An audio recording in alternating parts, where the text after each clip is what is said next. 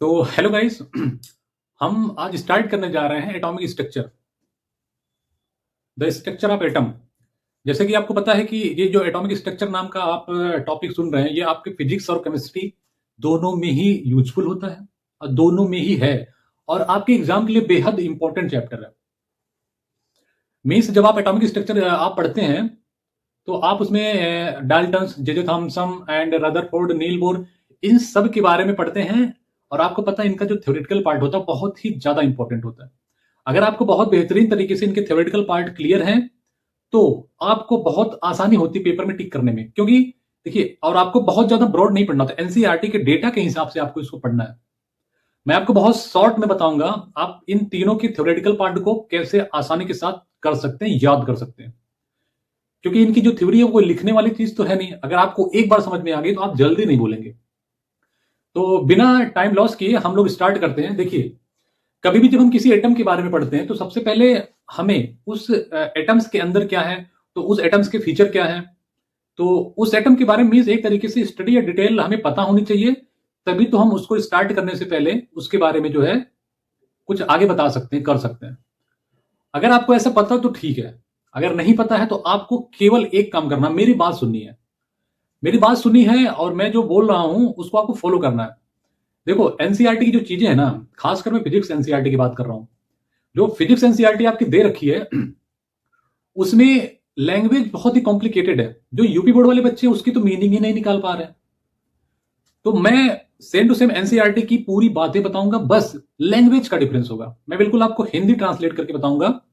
आप एनसीईआरटी में जाके मैच करेंगे तो आपको लगेगा कि हाँ, मैंने जो बताया है बिल्कुल एनसीईआरटी की चीजें हैं और आपको बहुत अच्छे तरीके से समझ में भी आ रही है।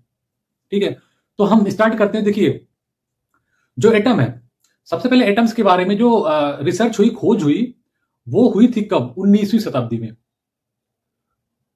19वीं सदी मीन्स 1808 के टाइम पे एक साइंटिस्ट हुआ करते थे जिनका नाम था डाल्टन। डाल्टन ने सबसे पहले एटम्स के बारे में बताया। उन्होंने क्या बताया? उन्होंने बताया कि जो हमारे केमिकल एलिमेंट्स होते हैं, ठीक है, वो जो केमिकल एलिमेंट होते हैं ढेर सारे टिनी पार्टिकल से मिलकर बने होते हैं। कौन? Chemical element. केमिकल एलिमेंट जो होते हैं ढेर सारे टिनी पार्टिकल से कंपोज्ड होते हैं, उनसे मिलकर बने होते हैं, और इसी को हम एटम बोलते हैं। आपको पता होगा एलिमेंट की जब सबसे छोटी इकाई होती है उसको हम एटम बोलते हैं।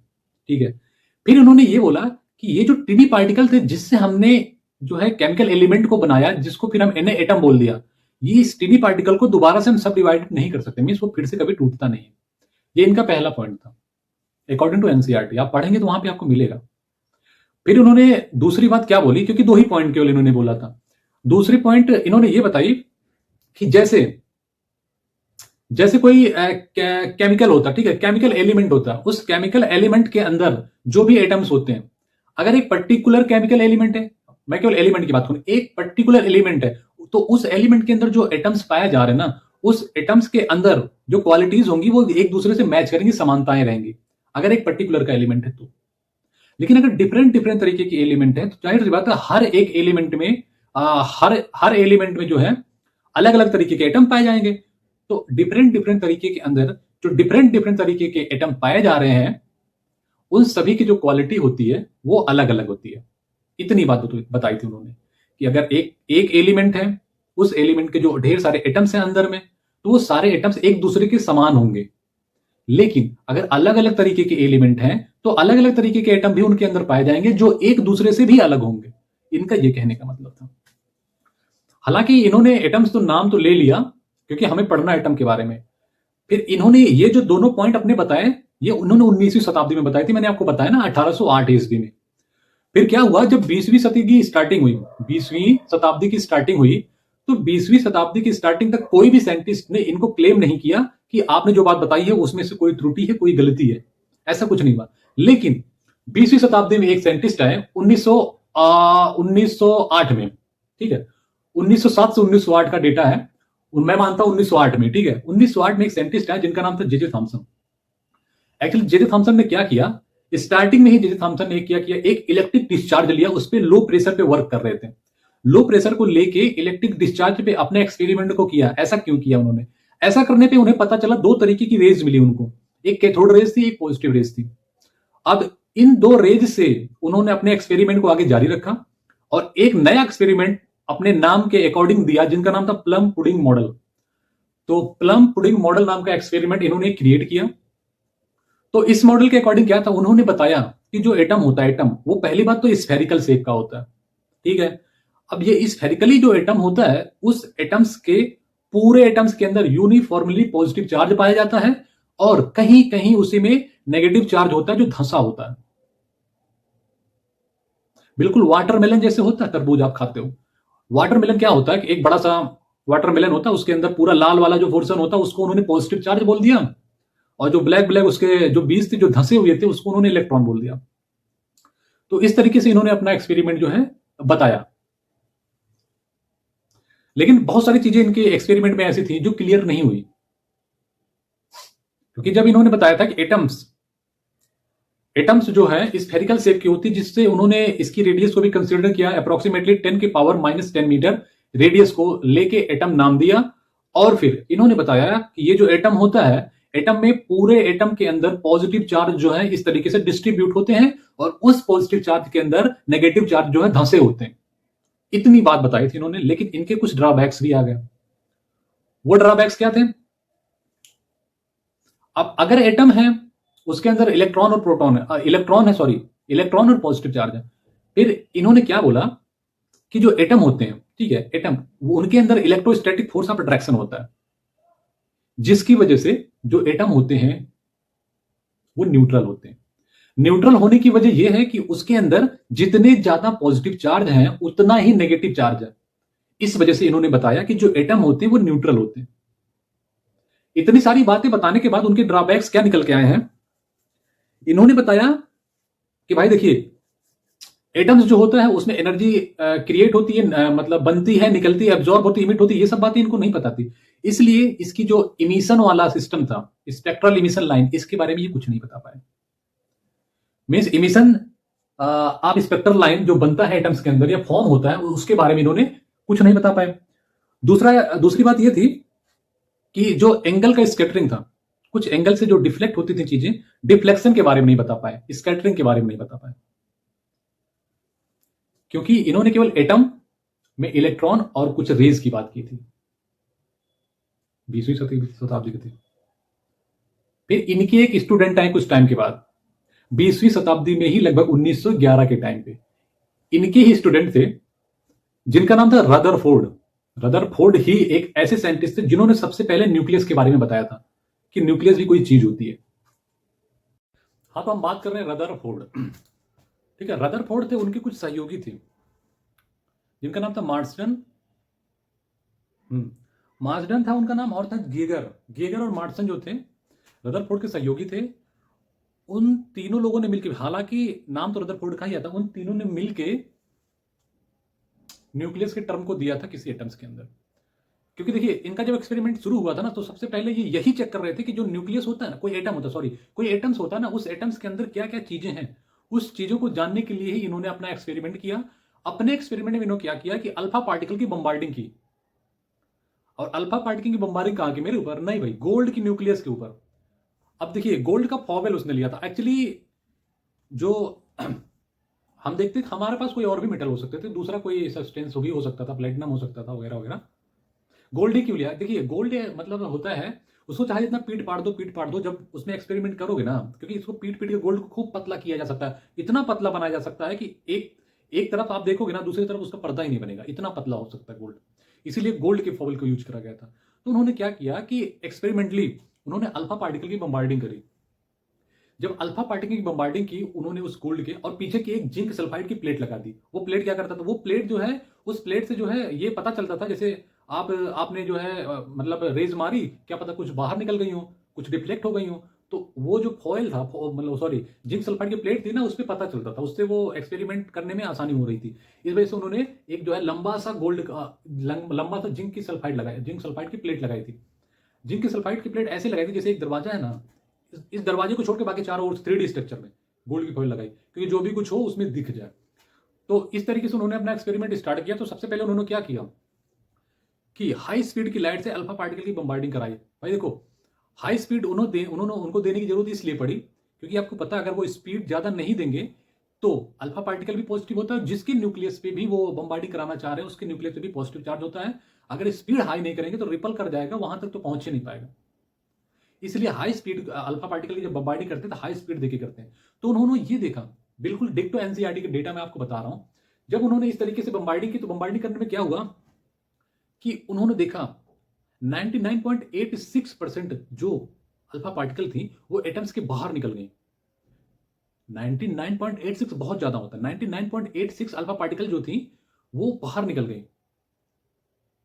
और बचा कितना 0.14%। इसका मतलब 0.14% जो अल्फा पार्टिकल थी वो डिफ्लेक्ट हो गई 1 डिग्री के एंगल पे।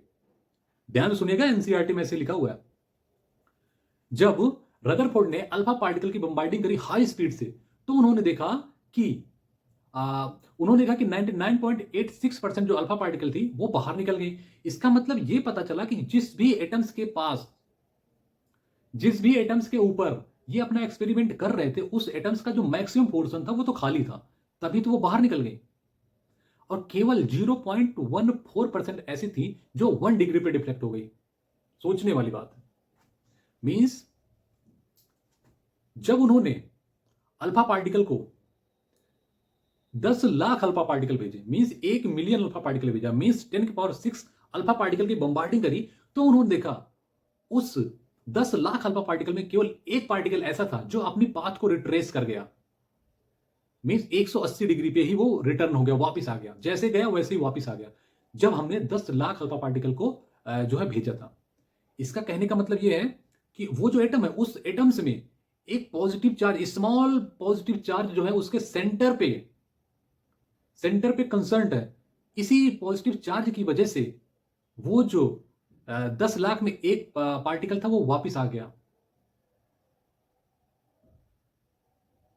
पहले तो ये उन्होंने पता कराया, कंक्लूजन, इसमें कंक्लूजन नहीं चल रहा है एक्सपेरिमेंट के साथ। पहले उनको ये पता चला कि मोस्ट ऑफ द पार्ट जो है वो एम्प्टी है, ठीक है, क्योंकि 99.86% जो है वो बाहर निकल गई रेज, लेकिन 0.14% ऐसी थी जो 1 डिग्री पे डिफ्लेक्ट हो गई। और एक बहुत इंटरेस्टेड बात मैं आपको बताता हूं, जब उन्होंने 8000 अल्फा पार्टिकल डाला तो 8000 अल्फा पार्टिकल में जब उन्होंने डाला तो उसमें से एक अल्फा पार्टिकल केवल ऐसा था जो मोर देन 90 डिग्री पे डिफ्लेक्ट हो गया। मींस कुल मिला के ये है, जब भी अल्फा पार्टिकल की बम्बार्डिंग हो रही है तो उसके बम्बार्डिंग होने से कुछ अल्फा पार्टिकल ऐसे थे जो सीधा निकल गए, कुछ ऐसे थे जो स्मॉल एंगल पर डिफ्लेक्ट हो गए, कुछ ऐसे थे जो लार्ज एंगल पर डिफ्लेक्ट हो गए। मींस उनका डिफ्लेक्शन था। अब सोचने वाली बात यह है कि जब अल्फा पार्टिकल डिफ्लेक्ट हो गई तो डिफ्लेक्ट होने के बाद, जैसे मान लिया एक आपने मेटल की फॉयल लगाई थी, उस मेटल के फॉयल से डिफ्लेक्ट होने के बाद एक एंगल बना दिया, तो उस एंगल को हम बोलते थे डिफ्लेक्टिंग एंगल। मींस कितने नंबर ऑफ अल्फा पार्टिकल जो है यहां से डिफ्लेक्ट हुए हैं, इसको निकालने के लिए इन्होंने एक फार्मूला जनरेट कर दिया जिसको हम n इक्वल टू बोलते हैं k times Z E square divide by sine की पावर 4 थीटा बाई 2, जहां पे k कांस्टेंट होता है, z उसका एटॉमिक नंबर होता है, e तो सबको पता है इलेक्ट्रॉन होता है। ये बोर्ड पे लिखा है, क्योंकि देखिए जनरली जैसे मैंने आपको बोला के जेड ई स्क्वायर, तो अगर मैं न्यूक्लियस की बात करता हूं तो वहां पे जेड ई होता, नहीं तो के जेड स्क्वायर होता। इसका जो ओरिजिनल फॉर्मूला के Z square divide by sine theta की पावर 4 थीटा बाई 2, साइन के पावर 4 थीटा बाई 2, ये इसका फॉर्मूला। ये बोर्ड पे लिखा, मुझे लग रहा है उल्टा दिख रहा है। तो इनका ये मसला था। तो इस तरीके से इन्होंने जो है अपना एक्सपेरिमेंट दिया। फिर अपने एक्सपेरिमेंट को देते देते इनके कुछ ड्रॉबैक्स भी थे, जिसको ये करने में फेल हो गए थे। तो इनके ड्रॉबैक्स में बताता हूं। वैसे इसमें आप डिस्टेंस ऑफ क्लोजेस्ट अप्रोच पढ़ोगे, वो आपको मैं अगले लेक्चर में बताऊंगा बोर्ड पे लिख के, क्योंकि देखिए ऐसे तो समझ में नहीं आया, क्योंकि वो बोलने वाली चीज तो नहीं है, एक उसको दिखाना पड़ेगा। तो इनके ड्रॉबैक्स मैं आपको बता देता हूं जल्दी से। देखिए जब रदरफोर्ड अपना एक्सपेरिमेंट कर रहे थे तो उन्होंने एक्सपेरिमेंट में क्या देखा कि आपकी जो न्यूक्लियस होती है, ठीक है, किसी कोई एटम है, उस एटम्स के अंदर न्यूक्लियस है। इन्होंने जो न्यूक्लियस थी उसकी साइज को एस्टिमेट किया, तो उन्होंने देखा कि इस न्यूक्लियस की जो साइज होती है वो अप्रोक्सीमेटली 1 फर्मी के बराबर आता है, लगभग 10 के पावर -15 मीटर के। तो इन्होंने एक्सपेरिमेंटली ये प्रूव भी किया था जब उन्होंने गोल्ड का फॉयल लिया था। मीन्स गोल्ड के एटॉमिक नंबर के अकॉर्डिंग जब क्लोजेस्ट अप्रोच आप पढ़ोगे, कल आपको पता चलेगा अगले लेक्चर में। तो मैं इनके ड्रॉबैक्स की बात बता रहा हूं। इन्होंने क्या किया था, इन्होंने ये बोला कि जैसे कोई एटम होता है, ठीक है, उस एटम्स के अंदर न्यूक्लियस होती है। आपको पता है कि एटम्स के अंदर पॉजिटिव चार्ज होता है जिसको हम न्यूक्लियस बोलते हैं। उसके चारों तरफ इलेक्ट्रॉन अपने ऑर्बिट में मूव करते हैं। इन्होंने बोला था कि जो ऑर्बिट में मूव कर रहे हैं ना इलेक्ट्रॉन, वो किसी भी ऑर्बिट में मूव कर सकते हैं, किसी भी ऑर्बिट में मूव कर सकते हैं, जबकि ये बात सही नहीं होती। वो जबकि इसके बाद नील बोर जब आए थे ना, तो उन्होंने अपने एक्सपेरिमेंटली से प्रूव किया था कि जो इलेक्ट्रॉन होते हैं वो किसी भी ऑर्बिट में मूव नहीं करते, उनका एक फिक्स ऑर्बिट होता है, वो अपने फिक्स ऑर्बिट में ही मूव करते हैं। इस वजह से रदरफोर्ड का जो है नियम जो था वो गलत हो गया था, क्योंकि रदरफोर्ड के अकॉर्डिंग ये था कि जब वो अपने फिक्स मतलब सॉरी, जब वो किसी भी ऑर्बिट में मूव कर रहे हैं इलेक्ट्रॉन, तो मूव लगातार कंटिन्यूस करने की वजह से वो एनर्जी को रेडिएट कर रहे हैं। मीन्स कंटिन्यूसली उनकी एनर्जी कम हो रही है, डिक्रीज हो रही है। एक टाइम ऐसा आ रहा है कि एनर्जी कम होने की वजह से वो धीरे धीरे धीरे धीरे धीरे धीरे उस न्यूक्लियस के ऊपर जाके गिर जा रहे हैं, मीन्स उससे जाके कोलाइड कर जा रहे हैं। इनडायरेक्टली इनका कहने का मतलब हो गया कि जो एटम्स थे वो अनस्टेबल थे। भाई न्यूक्लियस के ऊपर कोलाइड करके तो एटम्स की कोई वैल्यू नहीं, खत्म होगी ना, इसका मतलब। ये इनका पहला ड्रॉबैक था। दूसरा ड्रॉबैक इनका ये था कि इन्होंने बताया था कि जो इलेक्ट्रॉन जब मूव करते हैं ना, अपने एनी ऑर्बिट में मूव करते हैं, तो ये कंटिन्यूस स्पेक्ट्रल की एनर्जी को क्रिएट करते हैं, जबकि ये गलत था। वो जो है कंटिन्यूस स्पेक्ट्रल एनर्जी नहीं क्रिएट कर पाते, वो डिस्क्रीट के फॉर्म में एनर्जी क्रिएट करते हैं। क्योंकि नील बोर के अकॉर्डिंग, क्योंकि उन्होंने फाइनली जो है अपना थियरी दिया था, उन्होंने ये बताया कि जो है डिस्क्रीट के फॉर्म में, क्योंकि हर एक लेवल की अपनी एक पर्टिकुलर एनर्जी होती है। तो इस वजह से उन्होंने रदरफोर्ड के इन दोनों कंक्लूजन को जो गलत साबित हुए थे, उनको लेके एक फाइनली थ्योरी दी जिसको बोलते हैं बोर्स एटॉमिक मॉडल। तो वहां से ये थ्योरी जो है कंप्लीट हो गई। तो एक बार सुनिएगा कि मतलब पूरा लेक्चर जो है आप सोचिए, क्योंकि मैंने जो बताई है एनसीईआरटी की डेटा है पूरा, मैं बाहर से कोई भी चीज नहीं बताया। जैसे आप कोई बुकलेट मॉड्यूल पढ़ते हो ना, उसमें बहुत सारी चीजें लिखी होती हैं, तो मेरे में ऐसा कुछ नहीं है। आप सीधा एनसीईआरटी पढ़ोगे जो आपके फिजिक्स के एनसीईआरटी में लिखी गई है। ठीक है, ओके, थैंक यू।